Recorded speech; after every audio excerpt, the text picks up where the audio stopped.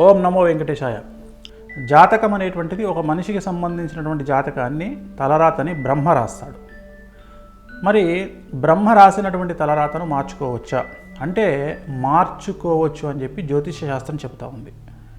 ఎలాగైతే మనం రాసుకున్నటువంటి రాజ్యాంగాన్ని తిరిగి రాసుకుంటామో అలాగే బ్రహ్మ రాసినటువంటి జాతకాన్ని తలరాతని తిరిగి బ్రహ్మ ద్వారానే మార్పించుకునేటువంటి అవకాశం, తిరిగి రాసుకునేటువంటి అవకాశం జ్యోతిష శాస్త్రం కల్పిస్తూ ఉంది.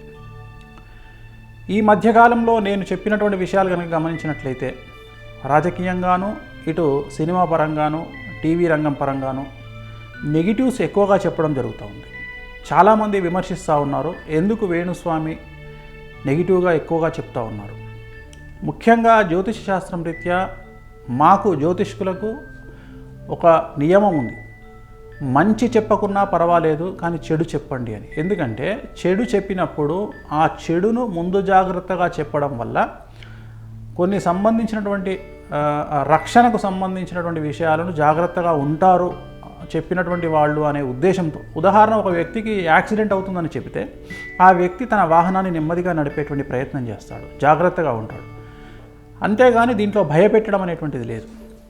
ఇక నేను చెప్పుతున్నటువంటి ప్రజెంట్ చెప్పదలుచుకున్నటువంటి విషయం ఏమిటంటే 2014 మే 26వ తేదీ నుండి జూన్ 10వ తేదీ వరకు 15 రోజుల పాటు కాలసర్ప దోషం అనేటువంటి కుండలి ఉంది. ఈ సమయంలో ప్రమాణ స్వీకారం చేసినటువంటి నరేంద్ర మోడీ కానీ, చంద్రబాబు నాయుడు కానీ, కేసీఆర్ కానీ వ్యక్తిగతంగా సమస్యలు ఏర్పడే అవకాశం ఉంది. 2014లో ఏలినాటి శని అప్పుడున్నటువంటి కండిషన్ ప్రకారము శని అనేటువంటిది మారడం జరిగింది. తులారాశిలోకి శని ప్రవేశము, తర్వాత తులారాశి నుండి వృశ్చిక రాశిలోకి శని ప్రవేశించడం అనేటువంటిది గమనించాల్సి ఉంటుంది. ఎప్పుడైతే శని మారడం జరుగుతుందో రాశిరీత్యా ఆ సందర్భంలో ఆ సంవత్సరంలో విపరీతమైనటువంటి రాజకీయ మార్పులు, విపరీతమైనటువంటి ప్రకృతి వైపరీత్యాలు ఏర్పడడం మనం చూస్తూ ఉన్నాం. 2014లో మారినటువంటి శని 2017 ఫిబ్రవరి 26వ తేదీ నుండి మళ్ళీ ధనుస్సు రాశిలోకి ప్రవేశింపబడతాడు. కాబట్టి గుర్తుంచుకోవాల్సినటువంటి విషయం ఏమిటంటే రాజకీయంగా ఈ ముగ్గురికి, నరేంద్ర మోడీకి, చంద్రబాబు నాయుడు గారికి, కేసీఆర్ గారికి రాజకీయంగా విపరీతమైనటువంటి సమస్యలు 2017 ఫిబ్రవరి 26వ తేదీ నుండి ఏర్పడే అవకాశాలు గోచరిస్తూ ఉన్నాయి.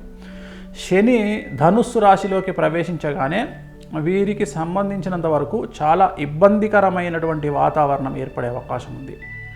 ప్రతి దానికి, ప్రతి ఇబ్బందులకు కూడా, సమస్యలకు కూడా పరిష్కారం అనేటువంటిది ఉంటుంది. కానీ ఖచ్చితమైనటువంటి పరిష్కారం చేయించాలి. మాకు తెలిసింది, ఇప్పుడు డెంగ్యూ కానీ, మలేరియా కానీ, టైఫాయిడ్ కానీ వచ్చినప్పుడు దానికి సంబంధించిన మందు వేస్తే తగ్గుతుంది తప్ప నాకు క్రోసిన్ మాత్రమే తెలుసు, నేను క్రోసినే వేసుకుంటాను అంటే తగ్గదు. అట్లాగే వాళ్లకు వ్యక్తిగతంగా ఉన్నటువంటి కాల సర్ప దోషం, మీరు కావాలంటే కుండలి కూడా చెక్ చేసుకోండి. ఆ కుండలిలో వీళ్ళు ప్రమాణ స్వీకారం చేసినటువంటి తేదీలో సంపూర్ణ కాలసర్ప దోషం ఉంది. కాబట్టి 2.5 సంవత్సరాల పాటు వీళ్ళ జీవితం చాలా హ్యాపీగా గడుస్తుంది. ఇక్కడ కూడా అదే జరుగుతూ ఉంది. 2014 నుండి 2017 ఫిబ్రవరి వరకు వీళ్ళకు ఎటువంటి సమస్యలు లేకుండా వీళ్ళ రాజకీయ భవిష్యత్ అంతా చాలా బాగా నడిచింది. కానీ మిగిలిన 2.5 సంవత్సరాలు, 5 సంవత్సరాల్లో మిగిలిన 2.5 సంవత్సరాలు చాలా సమస్యాత్మకంగా ఉండేటువంటి అవకాశాలు గోచరిస్తూ ఉన్నాయి. ఎవరూ కూడా ఊహించినటువంటి మార్పులు కుటుంబ పరంగా కానీ, రాజకీయంగా కానీ, మంత్రి పదవుల రీత్యా కానీ చాలా సమస్యలు ఉండేటువంటి అవకాశాలు గోచరిస్తూ ఉన్నాయి. మంత్రి పదవుల్లో మార్పులు తీసుకురావడం వల్ల కావచ్చును, లేదా వీళ్ళు తీసుకునేటువంటి నిర్ణయాల వల్ల కావచ్చును, వీళ్లకు చాలా వ్యక్తిగతమైనటువంటి రాజకీయపరమైన ఇబ్బందులు, పదవి రీత్యా ఇబ్బందులు తలెత్తేటువంటి అవకాశాలు ఖచ్చితంగా గోచరిస్తూ ఉన్నాయి. అలాగే ఆరోగ్య భంగాలు లేదా పదవీ భంగాలు అనేటువంటివి గోచరిస్తూ ఉన్నాయి.